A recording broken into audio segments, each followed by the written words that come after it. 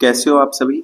I hope बच्चों आप सभी बहुत अच्छे होंगे और आपकी बोर्ड्स की तैयारी भी काफी अच्छी चल रही होगी। 2026 के बोर्ड एग्जाम आने में अब बहुत ज्यादा टाइम नहीं है हमारे पास बच्चे लेस देन 30 डेज हैं और इन लेस देन 30 डेज में हमें मोस्ट इम्पोर्टेंट क्वेश्चंस करने हैं सॉल्व। तो अभी हम क्लास 10th साइंस के केमिकल रिएक्शन इक्वेशन वाले चैप्टर के सबसे ज्यादा रिपीटेड क्वेश्चंस कर रहे हैं।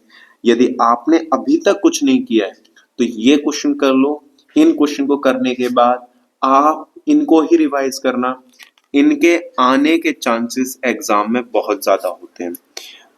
क्वेश्चन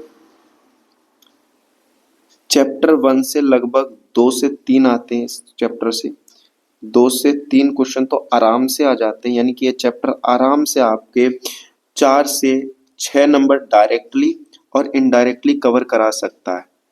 डायरेक्टली और इनडायरेक्टली मतलब चैप्टर 2 के साथ जोड़ दिया तो कवर करा सकता है। तो इस चैप्टर को बिल्कुल हल्के में नहीं लेना है और इन क्वेश्चंस को करके ही जाना है। अभी जो हमारा ये जो सिलेबस है केमिकल रिएक्शन इक्वेशन का, इसका अगर प्रीवियस ईयर पैटर्न देखेंगे तो इसमें से हमने कुछ मोस्ट इम्पोर्टेंट टॉपिक छांटे हैं, जैसे कि थर्मल डिकम्पोजिशन। और ये भी किस टॉपिक का है ये भी हमने बताया है, आयरन सल्फेट और लेड नाइट्रेट का। ये एग्जाम में हर साल लगभग आ रहा है डायरेक्टली या इनडायरेक्टली रूप से, इसके आने की प्रोबेबिलिटी सबसे ज्यादा है। फिर प्रेसिपिटेशन रिएक्शन जो कि एक टाइप से डबल डिस्प्लेसमेंट रिएक्शन में आती है, उसमें लेड आयोडाइड और बेरियम सल्फेट की जो रिएक्शन है वो वाली।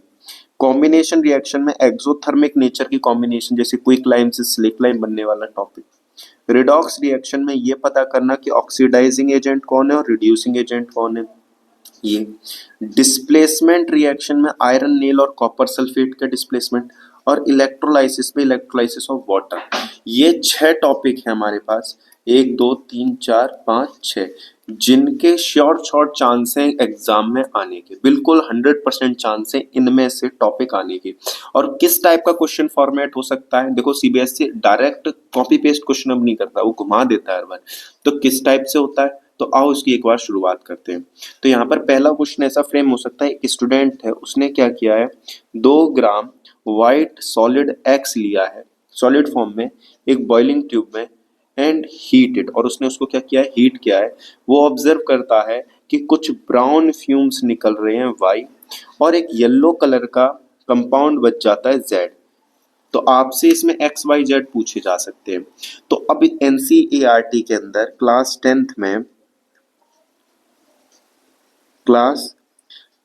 में बच्चों ब्राउन फ्यूम्स जो हैं वो वाली रिएक्शन बहुत इंपॉर्टेंट है, जिसमें ब्राउन फ्यूम्स जो होते हैं वो NO2 के हैं। अगर आप इस रिएक्शन को देखोगे थर्मल डिकम्पोजिशन में दी हुई है, यहाँ पर ये कंपाउंड क्या होता है, अगर आप देखेंगे लेड नाइट्रेट, ये व्हाइट कलर का होता है।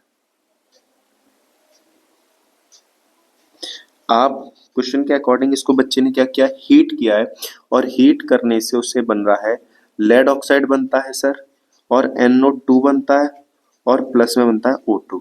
इसके 2 मोल, इसके 2 मोल,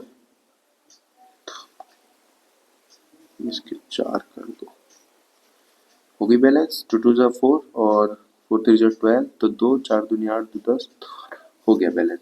ठीक है, अब यहाँ पर क्वेश्चन ये है कि सर इसने हमें एक्स वाई और जेड के बारे में बोला है, तो हम बोल देते हैं कि ये कंपाउंड हमारा एक्स है, ये वाला कंपाउंड ब्राउन फ्यूम्स, तो ये तो हमारे गैसियस स्टेट में होता है, ये हम वाई बोल देते हैं, और इसका कलर होता है येलो, तो ये जेड हो गया। तो आपको लिखना है कि सर रिएक्शन लिखने के बाद टाइप लिखेंगे, टाइप ऑफ रिएक्शन क्या है। टाइप ऑफ रिएक्शन की अगर हम बात करें तो इस रिएक्शन का टाइप है थर्मल डिकम्पोजिशन। इस रिएक्शन का टाइप है बच्चों थर्मल डिकम्पोजिशन। दूसरी बात, इसमें जो एक्स है, जो व्हाइट कलर का है कंपाउंड, ये इसको हम बोलते हैं lead nitrate. Lead nitrate formula लिखेंगे इसके साथ PbNO3। का होल ट्वाइस, फॉर्मूला जरूर लिखेंगे। दूसरा वाई जो कि ब्राउन फ्यूम्स की बात कर रहा है, ब्राउन फ्यूम्स की बात कर रहा है। ये ब्राउन फ्यूम्स हैं नाइट्रोजन डाइऑक्साइड के, नाइट्रोजन डाइऑक्साइड के, फॉर्मूला होता है NO2। और इसके साथ Z की बात कर रहा है, तो Z जो है वो एक येलो कलर का, उसने बोला है येलो कलर का कंपाउंड है। ये क्या है? ये है लेड ऑक्साइड। तो इसका फॉर्मूला लिखेंगे PbO। और इस तरीके से आपको एग्जाम में प्रॉपर सारी चीजें इंडिकेट करेंगे तो आपका जो एग्जामिनर होंगे, जो एग्जामिनर होंगे सब्जेक्ट के, वो काफी लाइट चेकिंग करेंगे आपके आगे। और इसी तरीके से आपको रिप्रेजेंटेशन देना है। तो याद रखेंगे लेड नाइट्रेट की रिएक्शन, मैं इस रिएक्शन को हमेशा 5 स्टार बोलता हूँ क्योंकि ये आएगा ही आएगा, ये आना कंपलसरी। अगर ये नहीं आया मतलब पेपर बहुत आसान है। आगे बढ़ते हैं, नेक्स्ट क्वेश्चन नंबर 2 की ओर चलते हैं। तो सेकंड क्वेश्चन हमसे क्या कह रहा है? सर सेकंड क्वेश्चन कह रहा है एक सब्सटेंस X है which is used as is an oxide of group 2। अब ग्रुप 2 का ये सब्सटेंस है, जो एलिमेंट है ग्रुप 2 एलिमेंट से मिलकर बनता है, is used in intensively in the cement. Cement बनाने के लिए इसका इस्तेमाल किया जाता है सीमेंट इंडस्ट्री में। This element is present in bone. अब हमारे बोन के अंदर कौन सा एलिमेंट है? हमारे बोन के अंदर कौन सा एलिमेंट है बेटा? हमारे जो बोन है उसके अंदर कौन सा एलिमेंट है? तो हमारी बोन के अंदर एलिमेंट है सर कैल्शियम। हमारी बोन के अंदर कौन सा एलिमेंट है? Calcium. Present in our bones. तो बोन में भाई, बोन सोचते हैं हमारे दिमाग में क्या आता है? कैल्शियम। और कैल्शियम का कौन सा किसकी बात करें? कैल्शियम के ऑक्साइड की। Treated with water it forms a solution which turn litmus red, litmus blue. Red litmus को ब्लू कर देता है अगर वो वाटर के साथ। तो कैल्शियम का ऑक्साइड कह रहा है वाटर के साथ रिएक्ट करा के एक कंपाउंड बनाएगा। जब भी कैल्शियम वाटर के साथ रिएक्ट करेगा तो कैल्शियम हाइड्रोक्साइड बनाता है, COH का होल ट्वाइस बना लेगा। अब आपसे ये पूछा जा रहा है कि it forms a solution which terms a red litmus. तो पहला चीज वो पूछ सकते हैं वो सब्सटेंस X क्या था? तो सर वो सब्सटेंस X जो था, ये जो सब्सटेंस X था ये था सर कैल्शियम ऑक्साइड। क्या था सर? Calcium oxide. इसको वाटर के साथ रिएक्ट करके मान लो ये सब्सटेंस Y बना। सपोज दैट ये सब्सटेंस क्या बना? Y। तो हमारा जो Y है वो क्या है? Y है हमारा कैल्शियम हाइड्रोक्साइड। और बच्चों ये जो कैल्शियम हाइड्रोक्साइड है ये क्या होता है? ये सर एक बेस है। बेस होने के कारण सर ये रेड लिटमस को किस में कर देगा? रेड लिटमस को ब्लू में चेंज कर देगा। तो ये रिएक्शन भी याद रखना। अगर टाइप्स ऑफ रिएक्शन पूछ ले, टाइप्स ऑफ रिएक्शन में पूछ ले तो देखो दो सब्सटेंस मिलकर एक सिंगल सब्सटेंस बना रहे हैं तो ये हो गए कॉम्बिनेशन, कॉम्बिनेशन रिएक्शन, और वो भी एक्सोथर्मिक। क्यों? क्योंकि इस रिएक्शन के दौरान हीट भी रिलीज होती है। तो याद रखेंगे। आगे बढ़ते हैं। कह रहा है why does blue colour of copper sulphate solution fade when iron nail is dipped in it. कह रहा है कॉपर सल्फेट सॉल्यूशन है मान लो हमारे पास, इसमें अगर हम आयरन नेल को ऐड कर देते हैं तो इस सॉल्यूशन का कलर क्यों चेंज हो जाता है? तो हमें एक चीज याद है, potassium, sodium, calcium, magnesium, aluminium, zinc, iron, hydrogen और कॉपर। हालांकि बीच के कुछ एलिमेंट हमने मिस किए हैं जो हमारे लिए नीड है। यहाँ पर ये कॉपर यहाँ रिलाई करता है रिएक्टिविटी सीरीज में, और आयरन यहाँ रिलाई करता है। तो आयरन स्ट्रॉन्ग है as compared to copper, as compared to copper. Copper के मुकाबले ज्यादा स्ट्रॉन्ग है तो ये क्या करेगा? इस कॉपर को रिप्लेस कर देगा और खुद इसकी जगह क्या कर ले लेगा? सब्सटेंस में। तो यहाँ पर बन जाएगा FeSO4 प्लस में कॉपर को ये क्या कर देगा, अलग कर देगा। और क्योंकि ये कॉपर सल्फेट होता है, ये होता है ब्लू कलर का, और जैसे ही आयरन रिएक्ट करेगा और इस कॉपर को अलग किया इस आयरन ने, इसका कलर क्या हो जाएगा, आयरन सल्फेट का ग्रीन। और ये कॉपर क्या हो जाएगा, प्रेसिपिटेट की तरह नीचे बैठ जाएगा, अलग हो जाएगा, एक तरीके से डिपॉजिट हो जाएगा। प्रेसिपिटेट ना बोल के हम ये बोल सकते हैं कि डिपॉजिट हो जाएगा एक तरीके से। क्लियर हो गई बात? तो याद रखना। और अगर अब पूछ लिया जाए टाइप ऑफ रिएक्शन ये कौन सी है, तो ये वो टाइप ऑफ रिएक्शन जिसमें high reactive element low reactive element को उसी के कंपाउंड से अलग कर देता है। तो इस रिएक्शन को बेटा हम बोलते हैं बच्चों डिस्प्लेसमेंट रिएक्शन। में कहाँ गया, इसको हम बोलेंगे डिस्प्लेसमेंट रिएक्शन। ये सीरीज याद रखना। इस सीरीज के हिसाब से ये जो टॉप मोस्ट पर होता है ये हाईली रिएक्टिव होता है।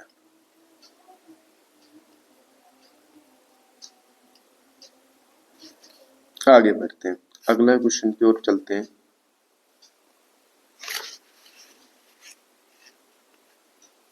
अगला क्वेश्चन कह रहा है study the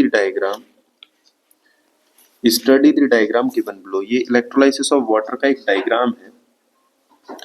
name the gas. अब वाटर का अगर हम इलेक्ट्रोलाइसिस करते हैं, H2O है, अगर हम इसका इलेक्ट्रोलाइसिस करते हैं, क्या करते हैं इसका इलेक्ट्रोलाइसिस, तो सर क्या होगा?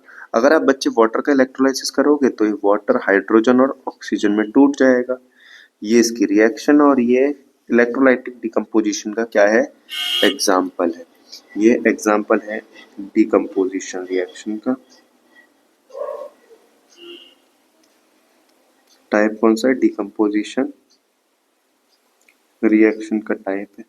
दूसरी चीज अब इसमें क्या पूछते हैं,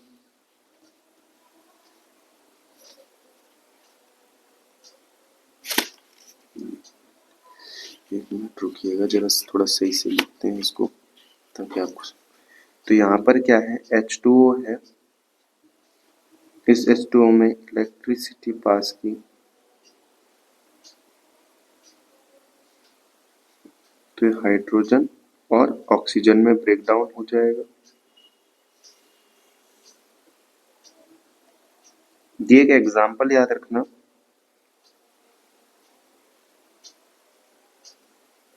डिकम्पोजिशन रिएक्शन का एग्जाम्पल है। इसमें अब क्या क्या पूछ सकते हैं, name the gas evolve at the anode and cathode. पहली चीज में दो गैसें निकल रही, एक है हाइड्रोजन और एक है ऑक्सीजन। अब सवाल ये आता है कि हाइड्रोजन और ऑक्सीजन कौन से इलेक्ट्रोड पर जमा होंगी।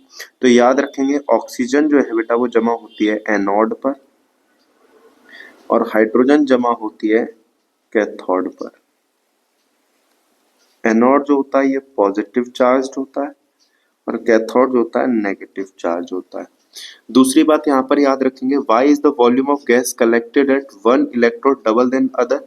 देखो हाइड्रोजन जो होती है वो 2 होती है और एनोड पर क्या है ऑप्शन ए, और कितने रेशियो में होती है, 2:1 में डिपॉजिट होती है, दो एक तरफ। ड्यू तो आप बोल दोगे due to the conservation of mass, simple सी चीज ये लिख देंगे। आगे बढ़ते हैं, कह रहा है when potassium iodide solution is added to a solution of lead nitrate.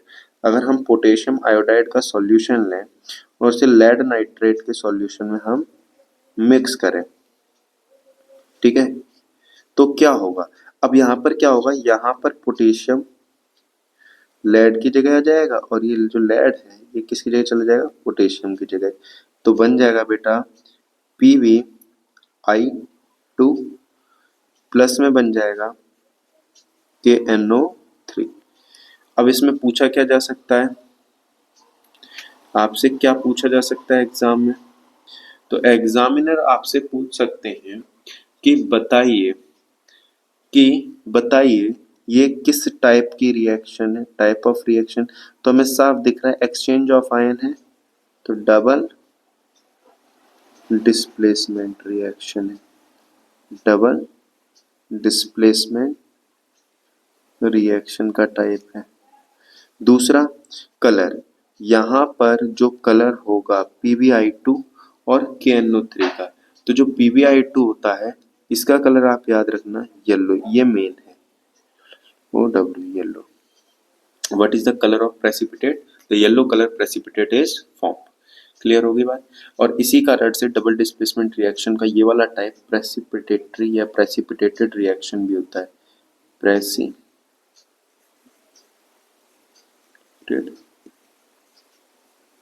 Reaction. अच्छा, वो ये बोल सकते हैं डबल डिस्प्लेसमेंट रिएक्शन में होता क्या है? एक्सचेंज ऑफ आयन होते हैं। डबल डिस्प्लेसमेंट रिएक्शन में क्या होता है? एक्सचेंज ऑफ आयन होता है। आगे बढ़े। Name the compound precipitated. कौन सा कंपाउंड प्रेसिपिटेट हुआ है? तो सर PbI2 हुआ है और इसका नाम होता है लेड आयोडाइड। ठीक है, आगे बढ़ते हैं। अब यहाँ पर मैंने यहाँ पर सेम क्वेश्चंस किए और ये भी बताया हुआ है यहाँ पर कि ये कितनी बार रिपीटेड हुए। ये 5 टाइम, ये क्वेश्चन जो हमारा सबसे पहला क्वेश्चन है ये 5 टाइम्स रिपीटेड है लगातार। दूसरा ग्रीन क्रिस्टल जो आयरन सल्फेट वाला ये भी लगभग 3 बार रिपीटेड है। व्हाइट वॉशिंग वाला जो हमने बताया जिसमें कैल्शियम ऑक्साइड का हम यूज करते हैं व्हाइट वॉशिंग के लिए, तो कैल्शियम ऑक्साइड के साथ कार्बन डाइऑक्साइड रिएक्ट करती है तो 2 दिन के अंदर CaCO3 लगभग 2 से 3 दिन में बन जाते हैं, इस कारण से वो शाइन करती है। कंपाउंड एक्स होता है कैल्शियम ऑक्साइड का, सॉल्यूशन के फॉर्मेट में क्या बन जाएगा? वाटर का इलेक्ट्रोलाइसिस डायग्राम के साथ आपको बनाना है। अब ये वाला क्वेश्चन देख लो। What happen when sodium sulphate Na2SO4 इसकी रिएक्शन कर रहे हो बेरियम क्लोराइड से BaCl2 बेरियम क्लोराइड से, तो क्या बनेगा बता सकते हैं आप? तो आप बोलेंगे इसमें NaCl बनेगा 2 मोल, प्लस में हमारा क्या बनेगा BaSO4 बनेगा। हमारे में क्या बनेगा? एक तो ये बनेगा और एक क्या बनेगा BaSO4 बनेगा। ठीक है, अब याद रखने वाली बात यहाँ पर ये है बच्चों, इसका टाइप ऑफ रिएक्शन क्या है? डबल डिस्प्लेसमेंट है। क्या है बच्चों? डबल डिस्प्लेसमेंट है। ठीक है, क्लियर होगी बात। आगे बढ़ते हैं और चलते हैं नेक्स्ट टॉपिक की ओर। Which gas is flushed in the bag of chips to prevent oxidation. Oxidation से प्रिवेंट करने के लिए कौन सी गैस भरी जाती है? याद रखना नाइट्रोजन। कौन सी गैस? नाइट्रोजन।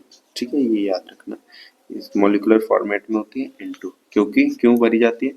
क्योंकि इनर्ट है, एक तरीके से इनर्ट गैस है, मतलब ये डज नॉट रिएक्ट इजली, तरीके से याद रखना, आराम से रिएक्ट नहीं करती। ठीक है, आई होप आपको समझ में आ गया होगा। तो मैं बस आपसे ये कह रहा हूँ, आपके अगर प्रिपरेशन कम है तो डेली 20 मिनट्स दीजिए मुझे। साइंस में मैं आपको बूस्ट करा दूंगा। डेली 20 मिनट आपको मुझे देना है, बस 20 मिनट। 20 मिनट से 1 मिनट आपका फालतू नहीं लूंगा। 20 मिनट डेली आप मुझे दीजिए, आपको हर एक चैप्टर की इतनी प्रैक्टिस और इतने इंपॉर्टेंट क्वेश्चन करा दूंगा कि आप एग्जाम में अच्छे मार्क्स से पास होंगे। और अगर आपको बच्चे समझ में आया है, चीजें क्लियर हुई हैं, तो प्लीज चैनल को सब्सक्राइब कीजिए, शेयर कीजिए, और कर रखा है तो उसके लिए बहुत बहुत थैंक यू वेरी मच। चलिए मिलते हैं आपसे नेक्स्ट क्लास जो कि होने वाली है एसिड बेस एंड सॉल्ट्स के ऊपर। उसके मोस्ट इंपोर्टेंट क्वेश्चंस को हम एक्सट्रैक्ट करके आएंगे। आप भी थोड़ा सा पढ़कर आइए और करेंगे सॉल्व और फोड़ देंगे एकदम से एग्जाम में। चलिए तब तक के लिए thank you very much, bye bye.